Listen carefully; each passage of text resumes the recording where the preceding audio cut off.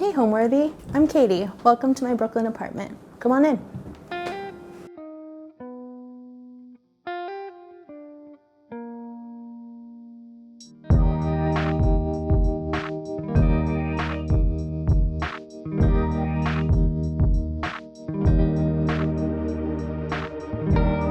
You're watching Homeworthy, where we believe every home has a story. Hi, my name is Caity Birmingham. I'm a film and TV production designer, and we're in my apartment here in Brooklyn, New York.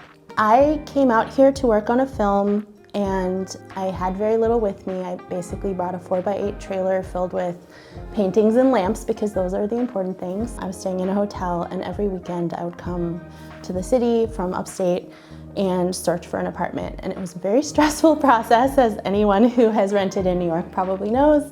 And I eventually checked out Craigslist and I found a listing for this place. Craigslist, a very old school way to find an apartment.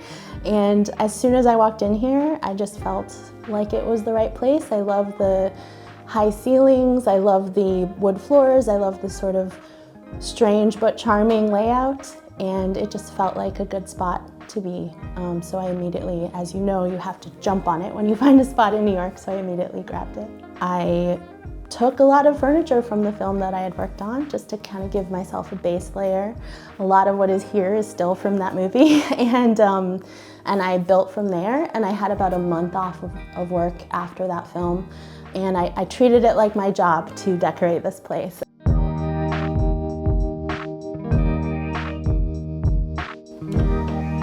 Hello, welcome to my living room. I want to just show you my color-blocked French doors here. This idea was sort of inspired by movies, both because these are used in lighting to create different colors, but also I have done this in a film before where we had kind of a big bank of windows and we wanted to create a little visual interest, so we added some colored panels, and I think it just kind of gives the French doors, which are already kind of beautiful and special, a little bit something extra and adds color, which clearly I enjoy. So this is the room that when I walked into the apartment, I just was like, I have to live here. The ceiling height, the windows, the morning sunlight, this beautiful marble fireplace doesn't actually work, obviously, like they never do in New York, but it's very charming and it kind of creates a focal point for the room. A lovely mantle for me to put all my little things on. And also I love the molding that was already here. It's so interesting and kind of special. And even though, you know, there's a little bit of that landlord special of like 20 layers of paint and whatever color they happen to have in the basement, but I think that the details still shine through and they feel really special and kind of charming to me. So that's what made me want to live here.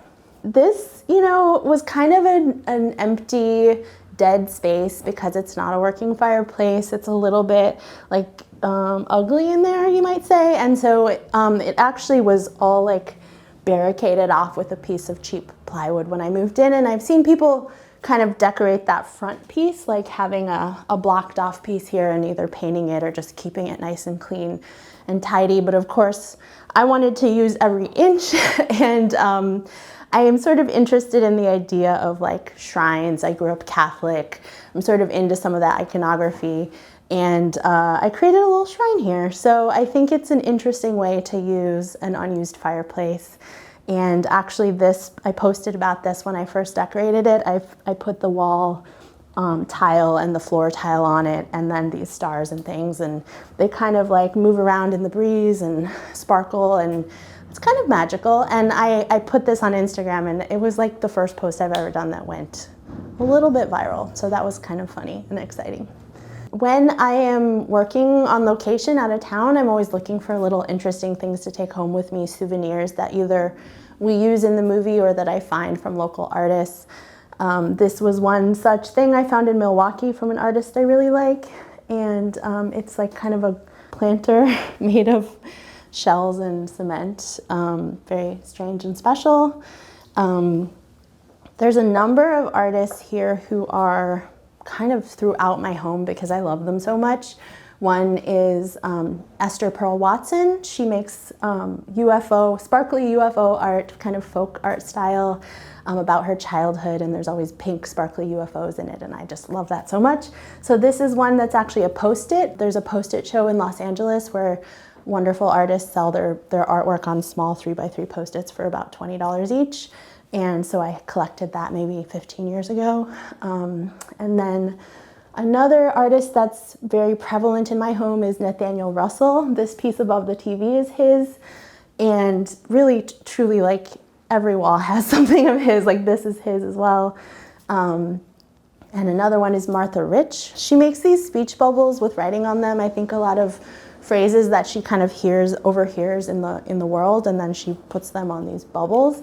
I have probably 8 or 10 of them in my house. I just think they're really cool. Another artist that is throughout my home is named Mark Johnston, and he makes art out of recycled cans. And he actually made me these candle flames out of LaCroix cans.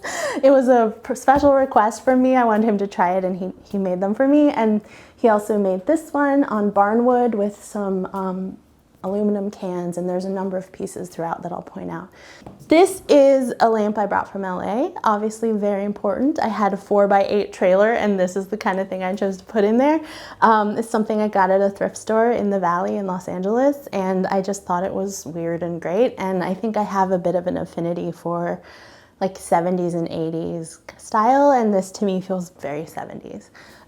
It's kind of just in a weird random spot right now, but I do like how it creates a pocket of light and a different kind of shape over here in this corner. I just generally don't like overhead lighting that much. So even in this room alone, you can see there's 5 lamps, and I kind of just think like the same way that you create light in a movie and kind of pockets of interest and different colors of light and different textures of light is how I like to do it in my home as well. So I have all my lamps on right now, even though it's daytime. If this were a movie, I would roll my eyes because usually you want things to feel, you know, real in the way people live their lives. But I do want you to see them all lit up, and also it's been a very cloudy day until just now. I think every lamp in this room does something different and kind of provides different colors and textures to the space. I would describe my style as vintage inspired and eclectic, and basically I really like everything, so it's very hard for me not to take things home with me. I would also say I feel this way both in my work and my life, that shopping secondhand is really important to me, not just for sustainability reasons, although that is definitely part of it, but I mean, things that were made a long time ago were made better. And if they're still around, it's because they've stood the test of time. You want things to feel like part of the world, and you're bringing them home to make them part of your own world, but I think it's great when they bring a story and a history of their own.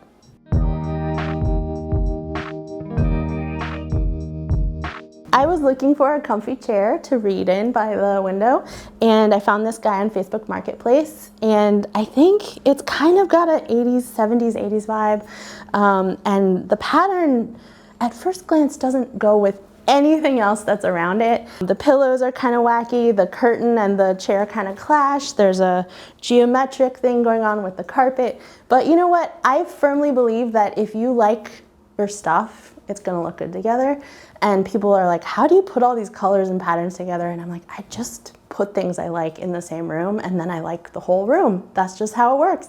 And I think you can really trust yourself to find things that excite you and that feel cozy and homey and interesting to you, and then your whole space will come together. I needed curtains for these very tall windows, and so I found this Indian printed cotton fabric on Etsy, and I just sewed them myself, very simply, not particularly well, but it does the job. This stained glass piece is one of my favorite things I've ever found on a project. It was actually when we were shopping for Sorry Baby. We filmed that movie up in Boston area, North Shore of Boston, and we were scouring Facebook Marketplace for special interesting items. And we bought this to put in the window of the cottage in the film. And actually we ended up cutting it from the movie because they wanted to shoot through the window and it was in the way. But I was like, I'm gonna take that guy home with me. So I think it's actually, it just makes so much sense in my home, and I think that it was just meant to be mine. This is a print, I think it's called The Green Lady by Tretyakov. and it was widely printed in like, I think the 50s and 60s, so it's super mid-century, and it was kind of part of this wave of like mass-produced art. I found this one at a flea market up in Northern California when I was working on a film there, and I think she's really interesting, and I think this is an original print, and it has, even though it's a print, it has like a lot of, I don't know, it has a lot of soul to it, I guess, and the frame's all messed up and it's like water damage, and I just think it's really interesting and fun. I would call this sofa temporary. I like it a lot. I found it on Facebook Marketplace, but it's not really a sofa. I think that's a generous term for it. It's more of a little love seat settee, and it's not great for lounging and watching television. I do think it's very cute, and I think it's genuinely old. It's from the 50s. It has a stamp on the bottom that says like who made it in the 1950s. So I think that's very cool, and I like how it feels in the space.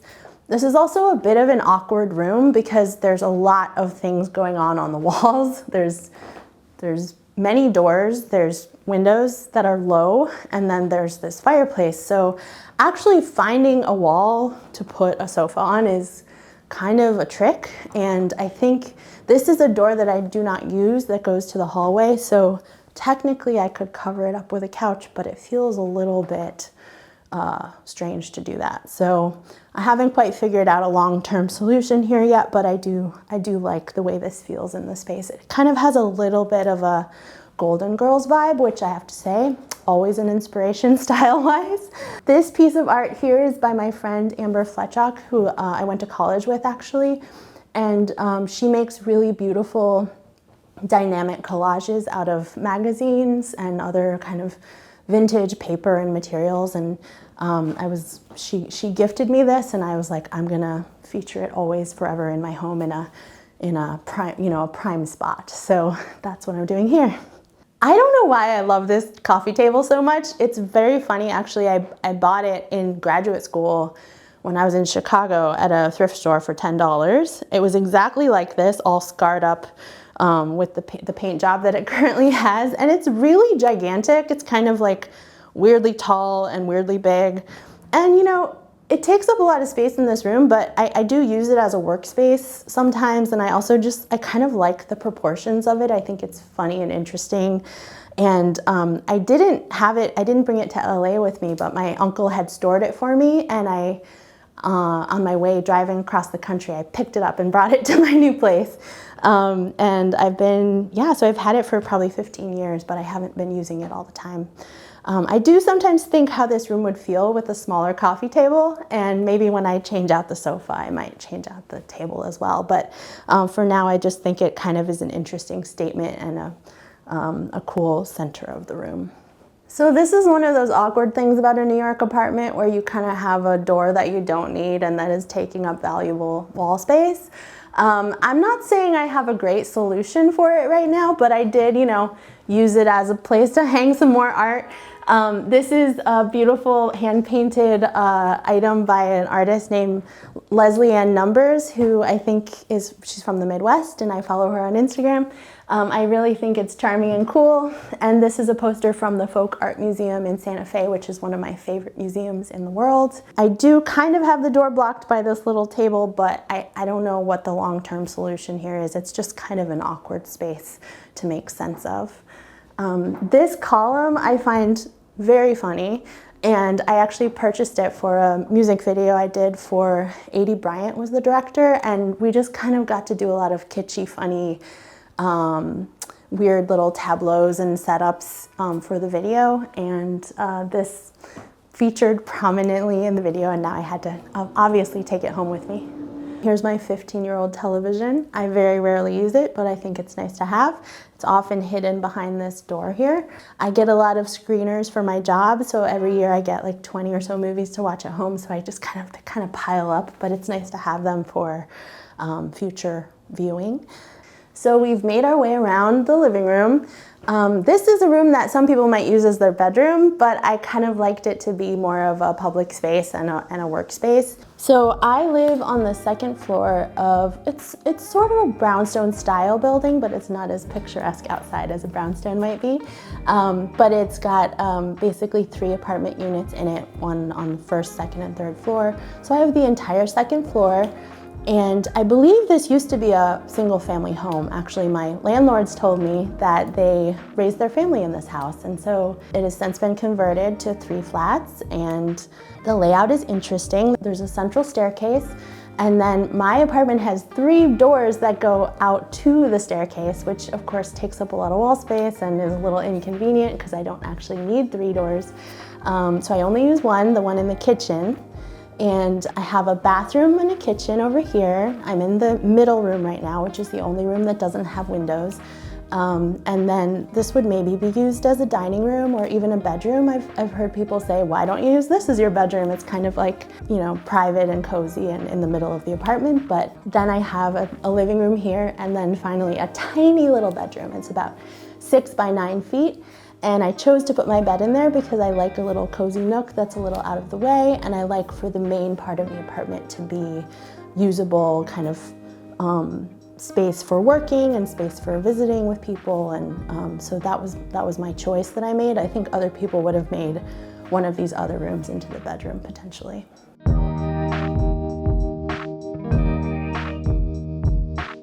Welcome to my office workspace. This is a room kind of in the middle of the apartment, so it doesn't have any windows, but it has a lot of light coming from both sides.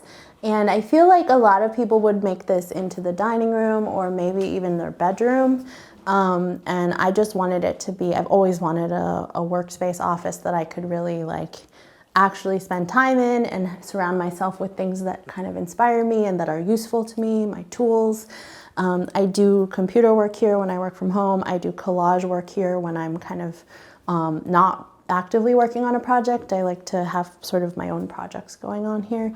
I like this work table. It's very long and has a lot of room to spread out.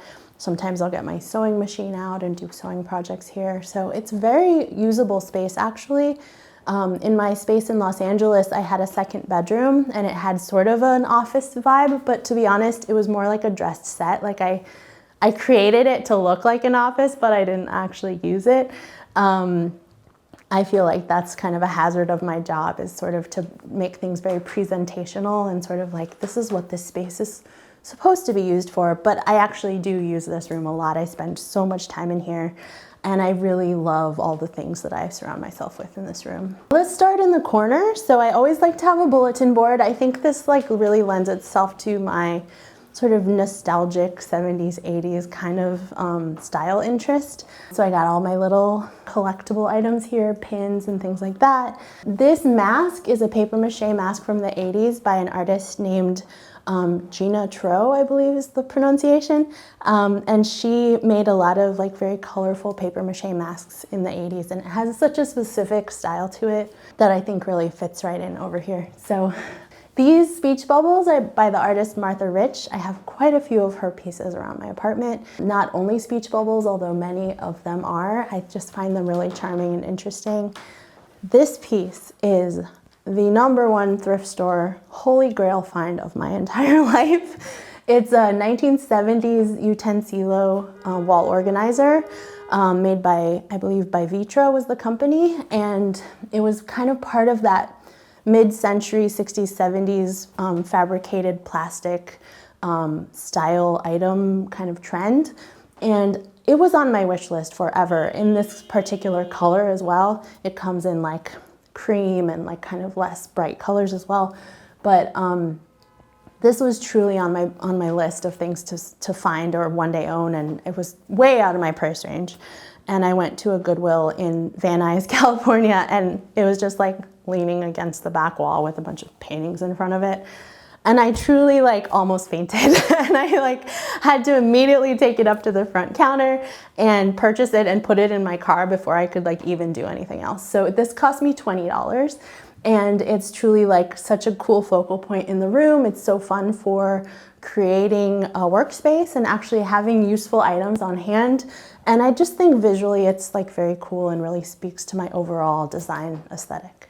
This tiny chair is from the show Joe Pera Talks With You. In our 3rd season, there was a story about him learning how to build a chair. And at the end of the show, he had all these tiny chairs made for the crew. So I will always remember that. This is by the artist Mark Johnston. He makes a lot of like kind of nature-inspired art out of recycled materials. This one's made out of chewing tobacco cans.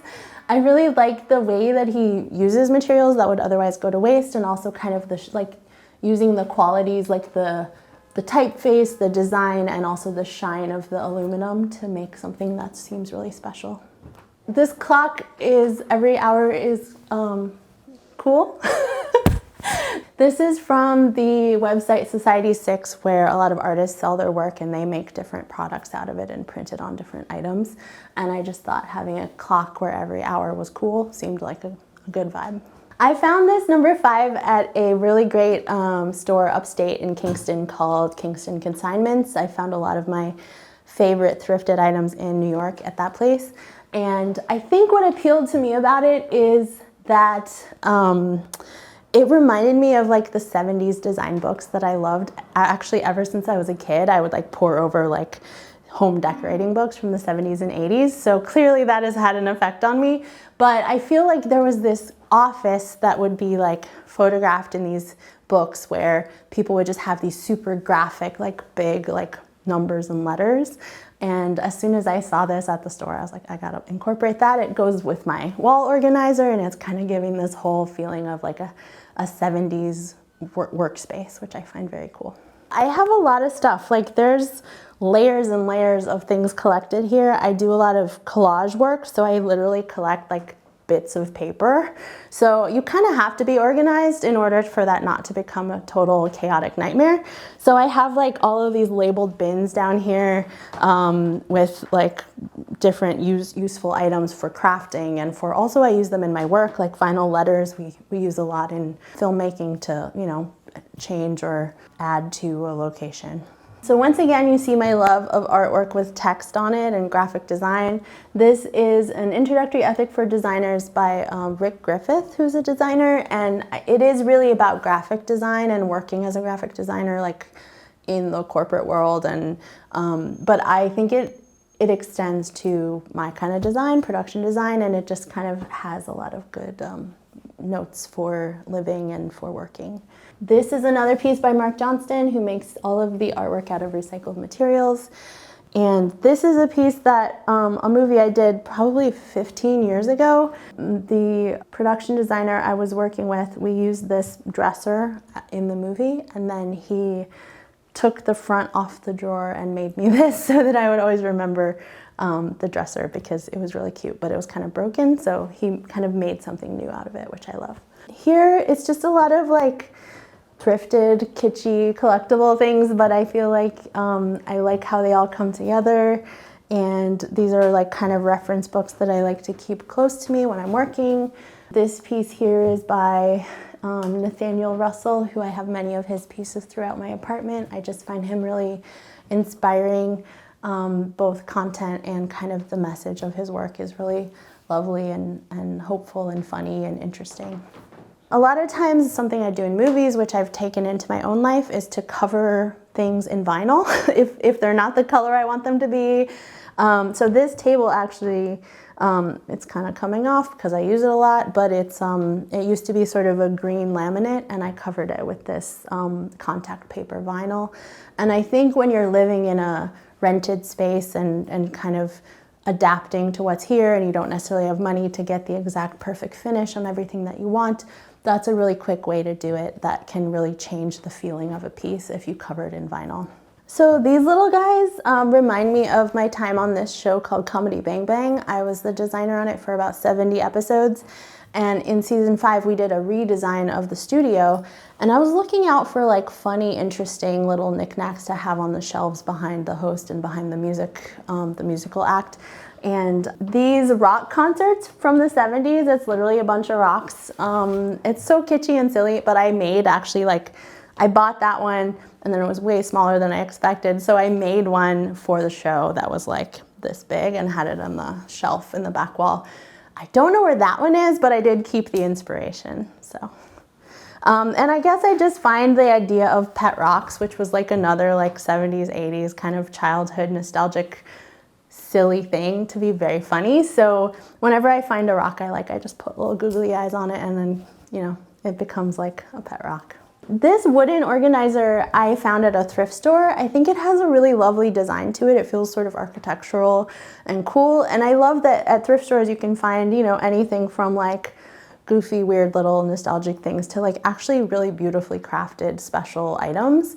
And you just kind of have to dig around and search through the junk to find the good stuff. So this is the other side of my office, and I use it for storage and I use it for obviously display of yet more items. This is a dresser that I got from a location that we filmed in Kingston, New York. We were decorating a bedroom and this was in the bedroom, and we moved it out and I was admiring it. It's an 80s waterfall dresser and it came with a side table. And the homeowner was like, I hate that thing. I've been trying to get rid of it for years and years. So I took it off his hands.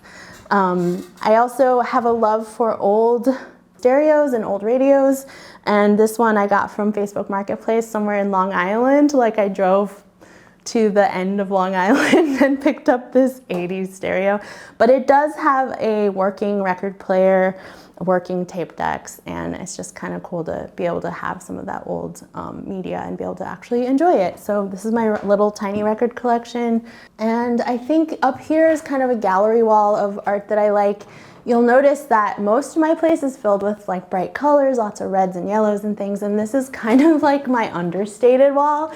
This is as understated as I get. So again, there's art by some of my favorite artists, Nathaniel Russell, Mark Johnston, a lot of family photos sprinkled in, and I kind of just tried to tie the thing together with like wood frames and kind of browns and neutrals and just a lot of keepsakes that I sort of grouped by color. This is a vase that I got from literally a person selling it on the street in Brooklyn, and it's like a kind of 80s fish, and I think it's really cool. And then these are metal flowers made out of license plates that, again, that artist Mark Johnston made.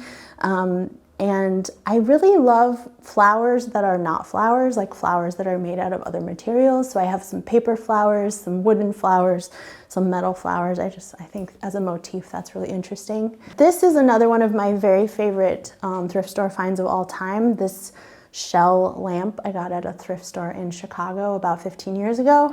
I did drop it once, so it's a little bit broken, but you know, I still love it and I'll keep it forever. I think I'm drawn when I'm thrifting to just like really mysterious items. Like if something is weird and I don't understand why it exists or who made it or where it came from, I'm just really intrigued by that, and I kind of want to make it a part of my story and kind of keep thinking about it and being inspired by it. This chair is one such item. I found it at a thrift store. It's sort of a camping chair with it looks like maybe a hand-sewn leather seat and this kind of burned-in eye motif. I have no idea what it is or where it came from, but I find it very cool and interesting. This is another mask by Gina Tro. So I have a lion over there and I think a giraffe or something over here. I just love the shapes and colors of her work.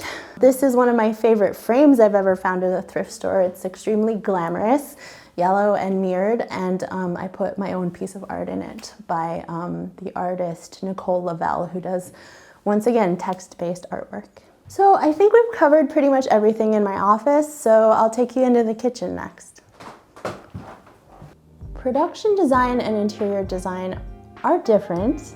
I love them both, but I am not an interior designer. I am an interior designer for myself, but there have been a few opportunities where people have asked me to do the work for them, and I don't think that's where my skills are, because first of all, for film, things don't have to stand the test of time. We put a world together and then we take it apart. And we create things for the camera, not for living. So I think that the way that we tell a story through a set is different than the way that people want to live with their things. I think that it's a really personal process to create a space for someone to live in. And I think that as a production designer, I get to do that for fictional characters. And it's very satisfying because you can fill in the details of someone's life and their backstory and what they like and what they don't like through the things that they surround themselves with. And thinking about that is really exciting, but we are building the character through their space. And when you go the other way and you do interior decorating for someone, you are celebrating their character with the things you put around them or you surround them with. And I just think that's a really intimate process, and I think it's a really different process. And a lot of what we do in production design, we put it there for a week or 2 weeks and we live in it, but it doesn't have to be a livable space. It just has to feel right. Of course, feeling right is also important in interior decorating, but I think there's more to it than that. And I think that we don't have to think about structural integrity. We don't have to think about things that you really want to live with forever. There are definitely some crossovers. Like, I think something I've taken into my own life is no overhead lights, and really thinking cinematically about how you light a space, and the same things that look good on camera feel good to spend time in. So little pockets of light, different kinds of light, variety, and sort of lighting up the places that you use the most. Like, I have my industrial desk lamp here, which is great, but I don't want that kind of light everywhere. I want that here, and I want it to be kind of in this area. I don't want a light coming down harshly on me from above. And so this is a rule that I think applies both to film and to life, and it's something that I've definitely taken from sort of creating cinematic spaces.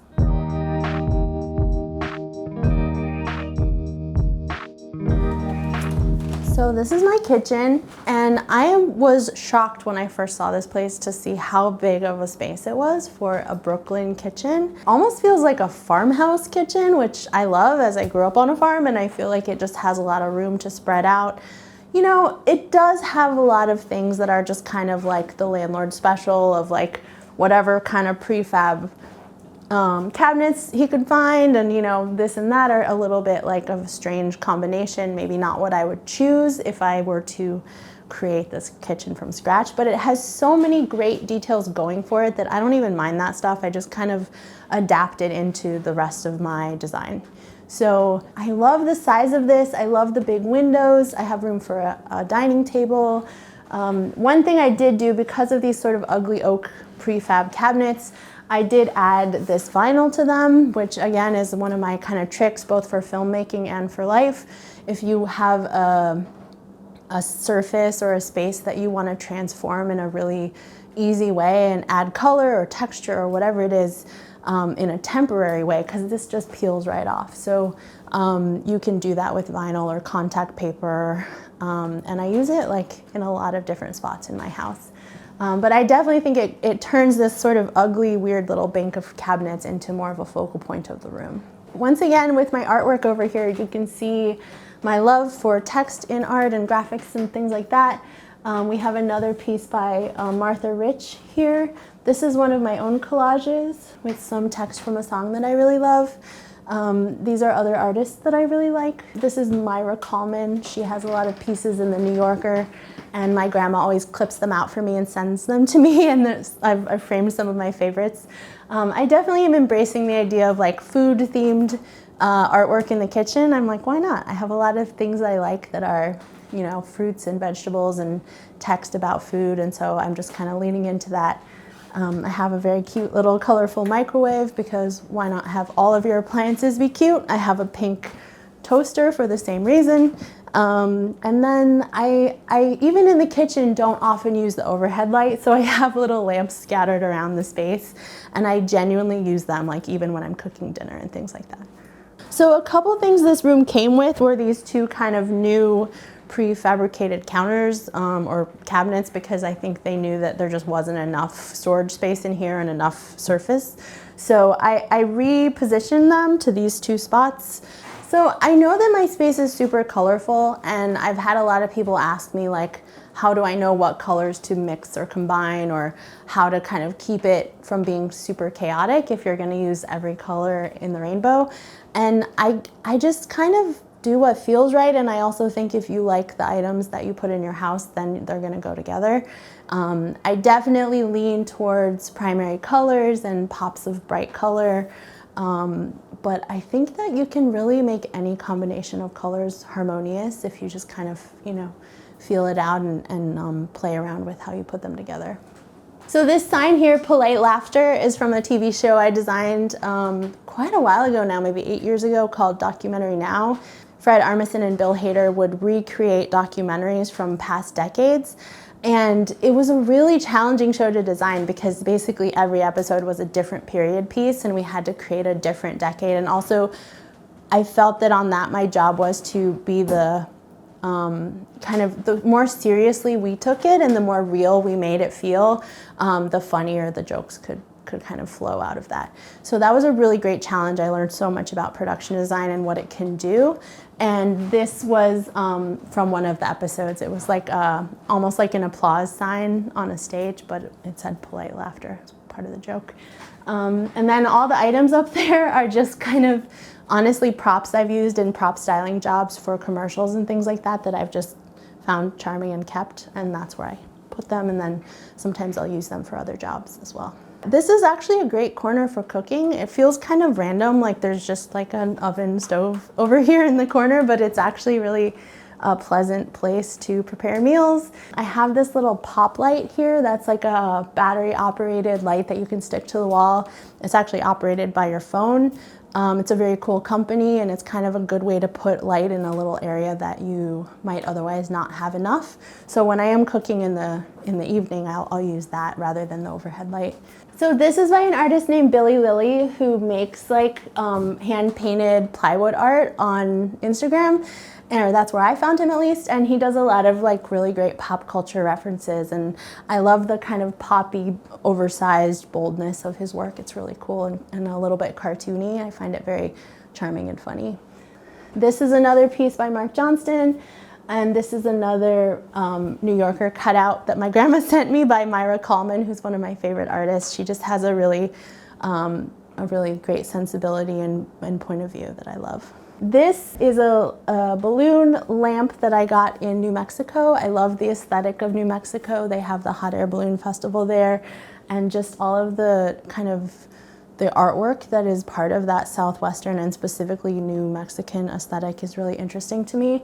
And then, just for a bit of extra whimsy, we have Lisa Simpson hanging out in the balloon. It was really important to me to have a lot of plants in my home in Brooklyn because I feel like I'm just in such an urban area, and I wanted it to be sort of part of the little sanctuary that I come home to.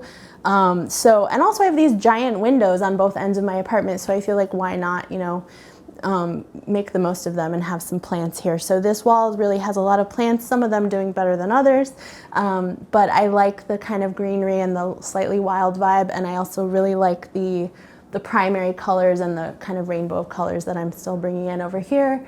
These curtains were made with old 80s sheets. I just sewed them myself. Again, not super well, but it does the job.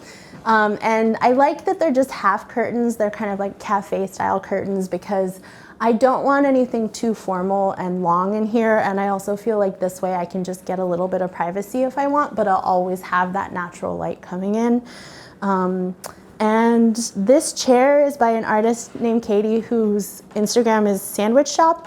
And she is so funny and great, and she's kind of a cartoonist, and she references a lot of pop culture that I also grew up loving.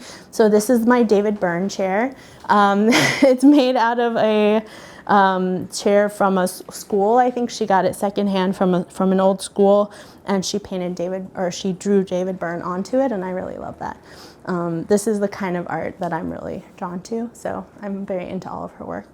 So when I first moved in, I was thrilled to have a kitchen big enough for at least like a breakfast table. And so I kind of was looking all over Facebook Marketplace for a good option. I really am drawn to these 50s style tables and chairs, and I think it's just really cute. It's not in the best shape. At some point I might want to give it a little redo, but for now, I actually drove like 3 hours up towards Albany to pick up this table, and all my friends were like, what's the big deal? But I just felt like it was the right vibe as like the center of the kitchen. So above the table, we have another sort of gallery wall with food sort of theme and definitely primary color theme. This is based on a Herman Miller design poster from 1970 that I absolutely love and could never afford. And I didn't want to buy a cheap reproduction, so I actually made this myself. It's a collage, made it out of bits of paper. This is kind of my style of collage anyway, but I'm using it to create kind of a copy of an existing piece of art. In this case, I found this red frame and I just kind of made it to fit because this is an image I've always loved and think is very funny, and I've always wanted it in my house.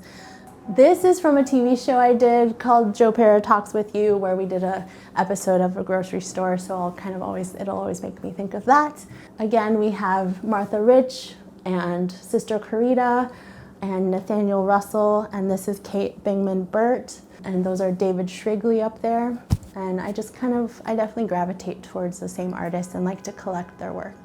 So this is actually the front door to my apartment. So this is the one door of the three that I actually use to enter. And it's like a little bit awkward, like a New York apartment where you kind of walk in and the fridge is right here. But I like this layout, and even though this is a stainless fridge, like the very first thing I did pretty much was just plaster it with magnets and stuff. That's just something that I feel is a missed opportunity. If you have a fridge with nothing on it, what are you even doing? So this has a lot of my favorite little mementos, photos of friends, and some artwork that I like. And it's kind of an awkward corner. Like I have a little storage unit here, my trash can, place to hang my umbrella and my hats and things. And then the main thing that I would love to get everyone on board with is the idea of a fridge lamp, because I had a set decorator and a friend that I used to work with in Los Angeles who kind of brought this idea to my attention of putting a lamp on top of your fridge, and it honestly like blew my mind. I think it's such a great idea, and if you have this kind of negative space above your fridge, it's another way to create a pocket of light that is maybe more pleasing than your overhead light. And it's just also a very funny juxtaposition to me to have like kind of a table lamp on top of your fridge. So I say go for it. Here, this is a sign from a production I worked on called Now Apocalypse. And it just seems very relevant and, you know, kind of a nice memento of the show, but also kind of weird and funny and a little too close to home when you're about to go out into the world. This is another memento from the show Joe Pera Talks With You. The director gave it to me as a wrap gift because every weekend we would go bowling, and in Milwaukee where we filmed the show, that was definitely part of the local culture. So just as kind of a memory of bowling in Milwaukee, I have this bowling pin forever. I feel like it's a bit of a trophy, which I love. So when I was in Milwaukee for 4 months, I actually bought a bowling ball at the thrift store to use for bowling, and the name on the ball was Sam Rivera. It was like inscribed or engraved in the ball, so that's why it says that on here. I do think a lot of people don't know what a production designer does, and actually I went to film school not knowing what a production designer did. I went thinking I wanted to be a director because I think when you don't work in the industry, you kind of, that's the job you think of. If you're either an actor or a director, maybe you're the cinematographer, but you kind of don't know all of the people and all of the creative jobs that go into making a film beyond that. And so I had to actually go to film school for directing to discover that I wanted to be a production designer. What it really entails is creating the space and the feeling of the movie. I think that the emotion of a space is really important. You can do that through color, you can do that through the items in the space. So everything that's on camera other than the actors and their costumes and the lighting perhaps is brought there by the production design department. And so that includes set decoration, that includes props, and that includes construction, sometimes graphics, signage, things like that. We have to be sometimes very creative in how we source items. Like, you know, we have to scour thrift stores, and we have to look on Facebook Marketplace, and we have to kind of call vendors who don't usually work on film and ask them to help us out and help us get what we need to make the movie. So that's a really exciting process, and I also love it as a way to kind of see America and see the world and like get to live in different places for 3-4 months at a time and sort of immerse myself in their culture. And honestly, getting to shop thrift stores in a new city tells you so much about the people that live there. It's almost like being like an anthropologist or an archaeologist. You're kind of like digging into the culture by looking through the items that people have owned. And that's really cool to me. I had done a movie called Sorry Baby that did really wonderfully at Sundance, which is so exciting because it's a beautiful movie. It's really special, and the tone of it is something I've just never quite seen before. It's really singular and exciting. So to be at Sundance and to see it do so well was really, really cool. And so that movie is coming out this summer with A24, and I'm really excited to see what happens when the world gets to watch it.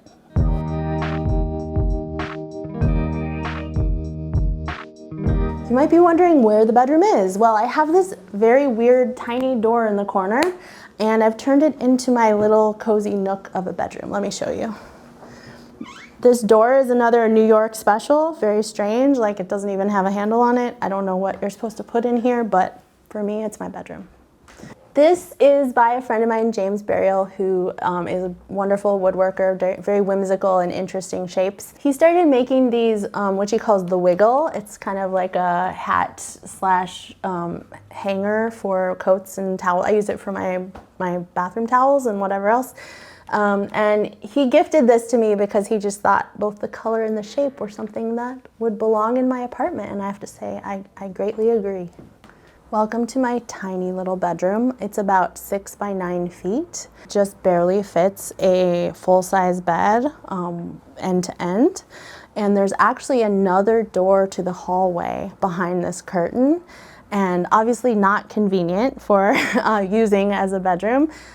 So I just wanted to mask that was even there with these curtains. And I also think it brings an extra layer of coziness to the room by sort of creating this monochromatic pink kind of area and having the velvety curtains. It just feels like a very cozy little nook. I added this little footboard because the space was a little awkward. The bed was just a little bit too short to fill the space, so it would kind of slide around and move. So I added this little footboard here, and it just kind of like really cinches in the bed on both sides. These are some pieces of art that, again, have the text that I like so much. This was made by a Carmelite nun in the 80s from her personal collection. I just think it's really charming and sweet. This is one of the ones I've made. I'm actually, when I'm kind of not working as I would say more of like a therapeutic process, I do a lot of collage art, and this is one of mine. This is by an artist I found on Instagram who makes beautiful stained glass pieces. Again, all of this shows my love of text and kind of text mixed with design and color. This is a piece I also brought from that first movie I worked on in New York. It's not in the best shape, but I think it's really pretty, and it's definitely a vintage piece of furniture. I like the round mirror. I think it kind of plays with all of the other kind of cozy, comfortable feminine elements in this room. You know, I don't like to miss an opportunity to have little knickknacks everywhere, so I put this shelf here above my bed. It does help a lot to have these little sources of light to light up the corner, and then I just kind of have things that I like and collect that I like to have near me. This is a kinetic sculpture that I found at a thrift store in Los Angeles.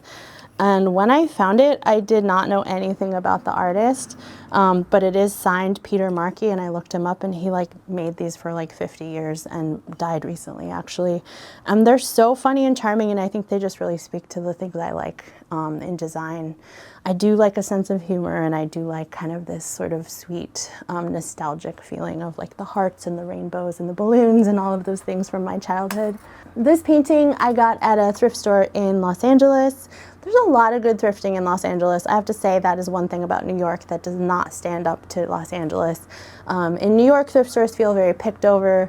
There's not a lot of real estate. In Los Angeles, you just have miles and miles of sprawl with a lot of weird, cool stuff being given to the thrift store. So this is a painting from, I believe, the 60s that was definitely one of those kind of mass-produced paintings at that time, and it's kind of mid-century, but I love the colors and I love how the green and yellow plays with all the pink I have going on in this room.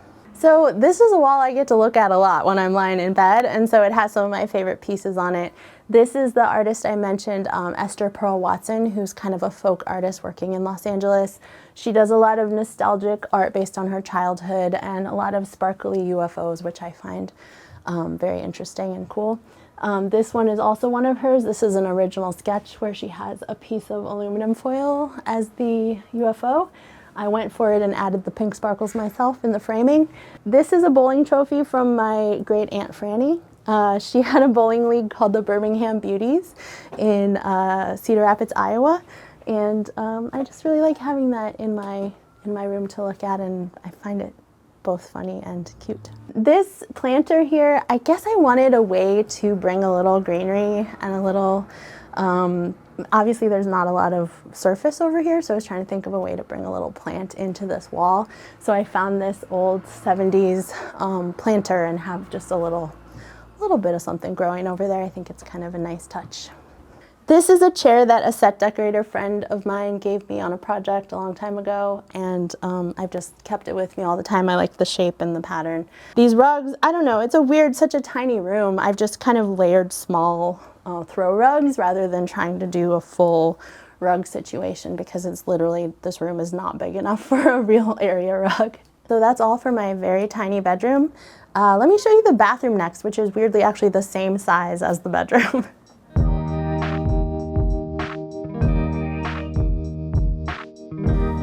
So this is the bathroom. The funny thing about it is it's literally the same size as my bedroom on the opposite end of the apartment. So for a bathroom, it's very large. For a bedroom, it's quite small.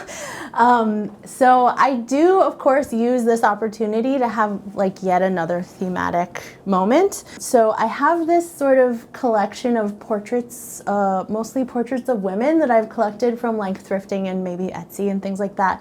And also I tend to find a lot of Virgin Mary artwork at thrift stores. And so whenever I call them thrift store Marys, and whenever I find one, I usually buy it and I kind of add it to the collection. And sometimes I add like little words and sayings to them as part of my collage process. This shelf is one that I brought from a show that I worked on, oh my gosh, so long ago, like 2012. It was a movie called White Bird in a Blizzard. That was a Greg Araki movie. This was a piece that we used in the main character's bathroom, and I just thought it was really sweet, and I've kept it ever since. This shower curtain is by an artist, Leah Rena Gorin, and she does a lot of portraits of women, and I just thought it was kind of a cool statement in this room. And then here again, I have more kind of collected bits of art and portraits of women, and the Virgin Mary as well keeps appearing. And most of those, I just keep finding them at thrift stores, and I just collect them. It just became a thing. So this is an IKEA cart. It actually might be the only thing in my apartment that I bought new from IKEA. So I take back my 100% that I mentioned before. But yeah, this is an IKEA cart, and it's just useful, I guess. And then I, of course, found another way to have a lamp in here so that I don't have to have the overhead light on. I am someone who works away from home a lot. So I'll do projects out of town for 3-4 months at a time. I'll live in a new city that I've never been to before, and I love that process. I love getting to travel. I love getting to learn about other communities. But it's really important to me to have a place to come back to that feels like kind of a safe haven. And when I moved to New York, I would say I'm an introvert. And I've heard from many people that living in New York it takes a lot out of you, because you're surrounded by people all the time, and there's always things happening, and there's always unpredictable things happening.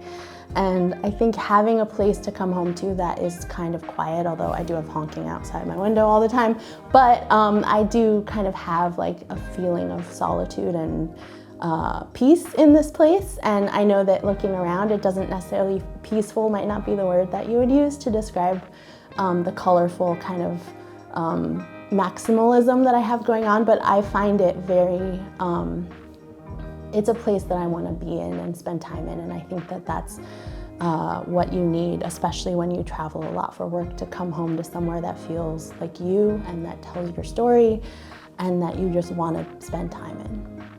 Thanks for watching. Be sure to go to homeworthy.com for exclusive content, shopping guides, and so much more.